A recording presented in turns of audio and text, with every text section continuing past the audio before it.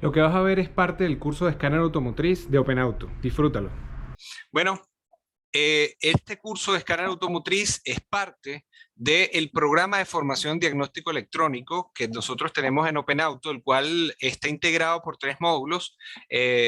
La primera parte tiene que ver con esto del escáner, el funcionamiento profundo, sacar el mayor provecho de esta herramienta. Sin embargo, tiene que ser acompañada luego con el análisis profundo del funcionamiento de cada sensor y actuador dentro del vehículo, porque no basta saber cuáles son los parámetros que vamos a analizar dentro del escáner si no los entendemos a profundidad. Entonces, en el siguiente módulo, el módulo número 2, nosotros analizamos cada sensor y cada actuador del vehículo para saber cómo trabajan, cómo diagnosticarlos y incluso cómo probarlos en un banco de pruebas, cómo simularlos en el vehículo y cómo banquearlos en un banco. Así que esa práctica es necesaria dentro de su plan de formación. Y la tercera fase de este programa también tiene que ver con la parte de diagnóstico, pero utilizando una herramienta poderosísima que se llama osciloscopio automotriz. ¿Algunos de ustedes tienen osciloscopio? Déjenmelo saber en el chat. Voy a tener el chat abierto. Cualquier duda me la hacen llegar por ahí. Yo voy a estar pendiente de la ventana. Así que me interesa que me vayan respondiendo y que estén activos. Créanme que tengo mucha experiencia en este ámbito de la capacitación online y si no tienen la cámara encendida y no están interviniendo es porque no están aquí. Así que necesito que estén activos. Así, entonces, como les decía, el módulo número 3 tiene que ver con todo lo que es el diagnóstico con escáner. El diagnóstico con escáner nos permite, con osciloscopio, nos permite estar seguro de si una señal que está leyendo el escáner es correcta, nos permite dar un diagnóstico certero de si un actuador, un inyector, una bobina, una válvula está en buen estado. En ese sentido, es una herramienta fundamental. Que se los diga Homero, que puso un dedito arriba, que trabaja con nosotros siempre que es un diagnóstico complejo, sacamos nuestro infalible osciloscopio y nos permite dar con la falla de manera certera. Así que dentro de estos tres módulos, nosotros vamos a ir desde lo más útil para lo inmediato en nuestro taller hasta lo más avanzado en la parte de diagnóstico automotriz, que es el osciloscopio. Así que en este momento estamos comenzando con el paso número 1, pero los invito a llegar hasta el final. Entonces, ¿qué vamos a estar hablando en este curso? Este curso va a estar dividido, como les decía hace un momento, en 4 clases. El día de hoy, miércoles, mañana jueves, el miércoles y jueves de la semana que viene, con 3 horas en cada clase. Vamos a estar de 7 a 10 de la noche, un total de 12 horas de clase y luego, entre todos, vamos a planificar una tarde de prácticas. Es decir, yo voy a poner a disposición nuestros escáneres, todo lo que vamos a estar viendo en este curso y vamos a decidir cuándo va a ser esa práctica. Y entonces ustedes vienen con sus vehículos a nuestro lugar de capacitación y vamos a hacer unas prácticas bastante interesantes de análisis de código, análisis de datos en vivo, prueba de actuadores, y bueno, van a poder manipular ustedes mismos todas estas herramientas. Y bueno, esto aplica obviamente a los que están aquí en Santiago. A los que están fuera de Santiago, tenemos la opción de que va a ser una presentación híbrida, digamos, donde vamos a tener cámaras en tiempo real mostrando las diferentes prácticas que vamos a estar realizando. Así que de igual forma, van a quedar grabadas, se pueden conectar en vivo y ustedes van a poder verlas y reproducirlas todas las veces que quieran en el futuro. Sin embargo, no va a ser nada tampoco que no vayamos a poder ver y a desarrollar en este módulo. Entonces, temas a trabajar. El tema de la historia del escáner, entender un poco de dónde viene y hacia dónde va. Luego, normalizaciones, que es toda la parte que nos ha permitido utilizar los diferentes escáneres desde el más básico hasta el más avanzado de la misma forma. Ya vamos a profundizar en eso. Vamos a hablar de los tipos de escáner. Yo creo que aquí es donde se va a generar la mayor polémica y va a estar muy, muy bueno porque vamos a entender por qué un Autel, por qué un Launch, por qué un G-Scan. Entonces, todas esas preguntas las vamos a responder ahí. Luego vamos a entender la estructura de los códigos de error y cómo analizar la data de cada código y buscar información para su reparación. Adicionalmente, también vamos a trabajar con los datos en vivo y sinceramente les insisto, este es el punto más importante de todo el curso. Esto es como cuando el médico hace el análisis de sangre y evalúa entre todos los parámetros si alguno está fuera de ese rango. Y si él ve que alguno de estos parámetros está fuera de rango, ya puede inferir ciertas causas. Pero entonces lo primero que ustedes se tienen que llevar de este curso es al menos una tabla que vamos a crear entre todos, donde vamos a saber, de acuerdo a cada uno de los datos que muestra el escáner, cuál es el rango de referencia. Desde dónde y hasta dónde se considera sano ese valor entregado por el escáner. Y no saben lo valioso que es eso. Porque ya ustedes, aunque no tenga un código de error, pero ven que esto está fuera de parámetros, inmediatamente pueden decir, ahí tengo un problema. Y se van directamente al vehículo, al motor, a analizar qué es lo que está pasando. Así que vamos a prestarle mucha atención a la parte de datos en vivo porque es donde realmente van a hacer la diferencia. Y por último, vamos a hablar de manera rápida del tema de los monitoreos, que de igual forma es interesante, para pasar entonces a todo lo que es la parte práctica. El día de hoy voy a estar tratando de enfocarme en lo que es la teoría, vamos a tratar de culminar la parte teórica el día de hoy y a partir de mañana comienzan las prácticas. Entonces vamos a estar analizando diferentes casos de vehículos que nosotros hemos estado trabajando aquí en taller, así como también vamos a tener la oportunidad de conectar algunos de estos equipos que tenemos aquí. En este caso tenemos el Autel IM608, que no me lo deja ver el blur de la pantalla, pero vamos a tenerlo conectado en vivo a un vehículo y ustedes van a ver la pantalla del escáner y vamos a poder interactuar en tiempo real con él en un par de vehículos que tenemos en el taller, un poco como hacer más interactiva y en tiempo real esta experiencia. Así que eso es lo que haremos. Quiero comenzar a entender lo que es la lógica del escáner partiendo de este concepto bastante sencillo pero importante. La computadora del motor es la que nos va a entregar toda la data que se va a mostrar en nuestro escáner, en la pantalla de nuestro escáner. Sin embargo, para que ella muestre esa data, ella tiene que recibir ciertos parámetros y datos que vienen directamente de los sensores. Sensores que están midiendo en tiempo real todos los parámetros y magnitudes físicas que se están dando en el vehículo. Entonces, cualquier dato que nosotros veamos ahí van a venir directamente de estos sensores. Sin embargo, hay muchos de los datos que vamos a ver en el escáner que también son valores que se generan en función del cálculo. Es decir, por ejemplo, tenemos un dato de porcentaje de carga calculada, por decirles un ejemplo. Eso es cuánto o cuán exigido está el motor del vehículo. Y ese dato se da en función de las RPMs y de la presión del múltiple de la admisión. Entonces, es un dato que se da por la relación de estos dos valores, sin embargo, nos dice mucha información. Entonces tenemos que estar muy pendientes de eso. Y por último, cada uno de estos valores que nosotros capturamos, si nosotros sabemos analizarlos, vamos a poder entender qué pasa. Pero al mismo tiempo, si entendemos qué es lo que deberían hacer ellos y dentro de qué parámetros deberían funcionar, también deberíamos saber cuáles son las estrategias que tiene la computadora para controlar los diferentes actuadores, es decir, inyectores, relés, bobinas, etcétera. Para ponerles un ejemplo, si nosotros sabemos que físicamente el riel de inyección de un motor diésel debería tener al menos unos 300 bares, el computador está programado de fábrica para que cuando el sensor envíe esa señal, él inmediatamente activa el pulso de los inyectores. Si nosotros no sabemos esa simple lógica o esa simple estrategia que tiene la unidad de control, se nos va a hacer imposible poder determinar cuando un vehículo no enciende por causa de pérdida de presión de combustible en el riel. Entonces, hemos tenido cualquier cantidad de casos en el que el vehículo no enciende y cuando analizamos los datos en vivo, lo primero que vemos es la presión de combustible. Y cuando vemos la presión, cero. Y los mecánicos le han revisado de todo, le han revisado distribución, le han revisado cableado, fusibles, computadoras. Y nosotros, pero le revisaste presión de combustible. No sé, ahí botaba unas goticas, ¿no? Entonces, si nosotros sabemos cuánto es la presión y cuál es la estrategia de cada uno de los sistemas que tiene el vehículo, vamos a poder saber entonces y dar con una posible recomendación para la solución de esta falla. Entonces, aquí les enuncio un par de sensores que tienen los vehículos convencionales.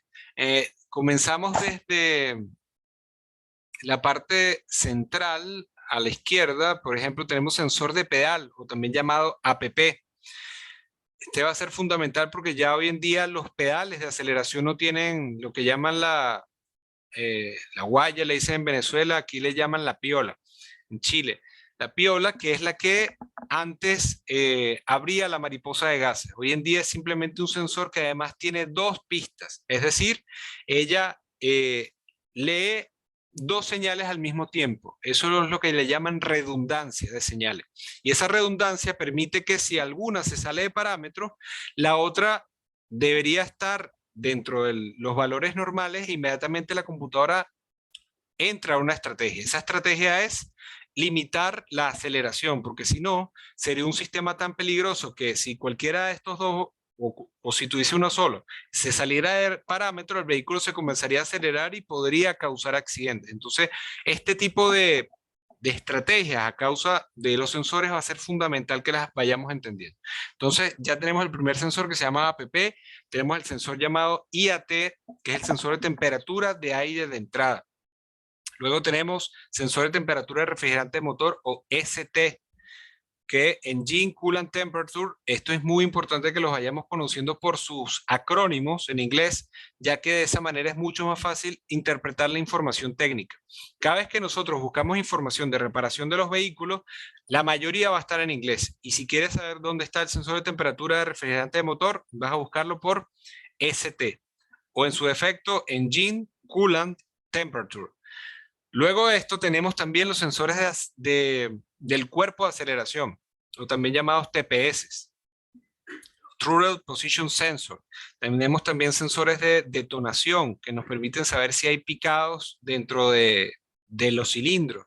Tenemos sensores de posición de cigüeñal, tenemos sensores de posición de árbol de levas, tenemos sensores de posición de temperatura ambiental, sensores de temperatura de presión barométrica, que es la que tenemos prácticamente sobre nosotros, la cantidad de aire que está presionándonos desde la atmósfera hacia abajo. Y tenemos también sensor de presión absoluta del múltiple de la admisión. El múltiple va a ser toda esta especie de conjunto plástico, en su mayoría, donde va a acceder todo el oxígeno hacia lo que es la cámara de combustión. Y este no tiene normalmente la misma presión dentro de este conjunto que en la atmósfera. Y es por eso que se calcula lo que es una presión absoluta, porque se resta la atmosférica con la depresión que se está generando interna dentro del múltiple cuando nosotros aceleramos. Si entendemos la diferencia entre cada una de ellas, vamos a poder entender cuándo está dentro de parámetros este valor.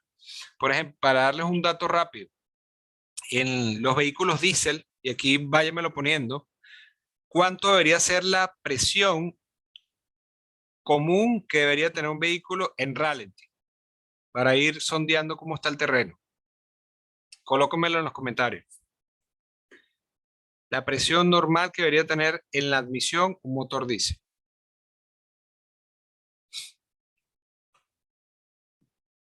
No veo respuestas activos ahí. Y la presión cuando el vehículo está en aceleración súbita, en plena carga, ¿cuánto debería ser? También colóquemelo aquí en la barra de comentarios para ver cómo estamos de información.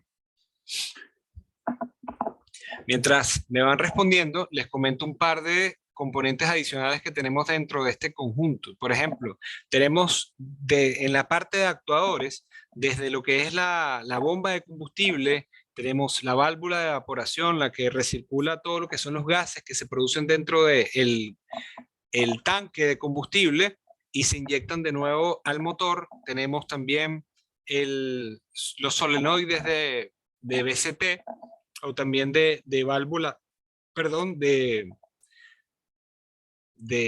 eje variable, de levas. tenemos todo lo que son los calefactores de los sensores de oxígeno, los cuerpos de aceleración electrónicos, las bobinas, en los casos de que los vehículos sean de gasolina o bencineros, las válvulas EGR. Es decir, tenemos un sinnúmero de componentes que debemos ir conociendo. Cada uno de estos que estamos viendo en esta imagen en este momento tienen un parámetro de funcionamiento, y esos son en su mayoría los que vamos a estar trabajando en este curso. Entender en qué parámetro funciona cada uno y por qué. Entonces, vamos a conversar un poco de los orígenes del escáner automotriz. Pero antes de eso, me comentaba, por ejemplo, Carlos, me decía que un bar en Raleigh. No, Carlos, para nada. No, mentira, claro que sí, pero nada más quería ver tu cara. Sí, es exactamente un bar. El vehículo cuando está en marcha mínima, digamos, tiene la misma presión dentro del múltiple que en la atmósfera, ya que tiene la mariposa totalmente abierta. En los de benzina están casi cerradas y en los de petróleo está totalmente abierta. Eso quiere decir que toda la presión de la atmósfera entra completamente al múltiple. Y esto produce que si nosotros aquí en este momento tenemos un bar de presión, o sea, un bar significa una atmósfera sobre nosotros. Si tenemos un bar sobre nosotros, el vehículo también va a tener un bar de presión dentro del múltiple de la admisión. Perfecto.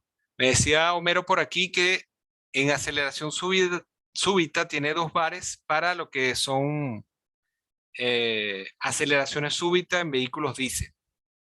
Tiene toda la razón, porque en ese momento la presión dentro del múltiple se multiplica por efecto de lo que es el turbocompresor. Es decir, siempre que queramos analizar un turbo, la presión que vamos a estar analizando va bastante cercano a ese valor. Así que bueno, continuando con el contenido, en este caso hablando del tema del escáner, tenemos lo que es la historia. Hablemos un poco de historia. Todo esto surge de ya que todas las marcas automotrices desarrollaron sus propias herramientas de diagnóstico. Herramientas como la que ustedes ven, por ejemplo, en pantalla, que eran simplemente interfaces que le permitían al fabricante poder tener algunos valores de referencia de funcionamiento de los sensores, de algunos códigos de error. Sin embargo, sobre todo en Estados Unidos comenzó un movimiento desde el Estado para evitar lo que era el exceso de emisión de gases contaminantes. Esto sucedió en California, lo cual permitió entonces y le exigió a las marcas que se comercializaran en ese estado de los Estados Unidos que para poderse comercializar tenían la necesidad de estandarizar un protocolo de comunicación, un escáner, un dispositivo que no fuera único del fabricante, porque si no lo sabían, para nosotros obtener acceso a algún escáner de fábrica hay que ser prácticamente un fabricante, un dealer, un concesionario, y son escáneres sumamente costosos. Entonces, desde esa época existe este problema y los talleres mecánicos tradicionales no tener acceso a estos vehículos eran los concesionarios los que tenían el monopolio para diagnosticar y reparar cualquiera de estas fallas. Y como a la Comisión de Aire de California lo único que le interesaba es que estos vehículos contaminaran menos, le exigieron que se creara todo un protocolo para la comunicación de los sistemas que tienen que ver con las emisiones de gases contaminantes. Entonces, esto comenzó en el año 1994, terminándose de concretar en el año 96, para terminarse implementar en el resto del mundo y Latinoamérica en el 2000. ¿Qué se implementó? Un nuevo protocolo de comunicación, un nuevo conector de diagnóstico, del cual ya vamos a hablar, que es el DLC, y muchos protocolos que hoy en día nosotros usamos como mecánicos automotrices, pero que se lograron gracias en su mayoría a esta imposición desde el punto de vista del Estado que hizo el Estado de California de los Estados Unidos para reducir las emisiones de gases contaminantes.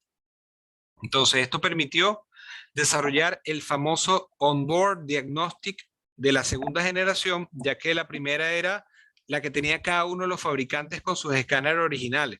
Entonces ahora les exigieron ábrame el protocolo de comunicación, estandaricen el conector de diagnóstico y estandaricen el resto de dispositivos, como por ejemplo el tema del acrónimo, cómo llamar a cada componente, también se estandarizó. Por ejemplo, podemos decir en todo el mundo, un sensor de temperatura de refrigerante motor se puede llamar ST, ya que se estandarizó a partir de este momento. Esto, como les decía, con el objetivo de mejorar la calidad de aire, brindar asistencia al técnico que hace el diagnóstico, en este caso nosotros, y unificar el sistema de comunicación. Una de las grandes ventajas que se dio para nosotros en este sentido fue que se estandarizaron también las luces de advertencia de falla, ya que antes tenía, por ejemplo, el Service Engine Zoom o también el famoso cartelito que decía Check Engine, como este que está aquí. Sin embargo, se determinó estandarizar también esta luz de servicio y se le nombró como luz 1000, que viene de las palabras en inglés Malfunction Indicator Lamp o lámpara indicadora de mal funcionamiento. Entonces, cada vez que nosotros llamemos a esta luz Check Engine, está mal dicho. En realidad se llama luz 1000.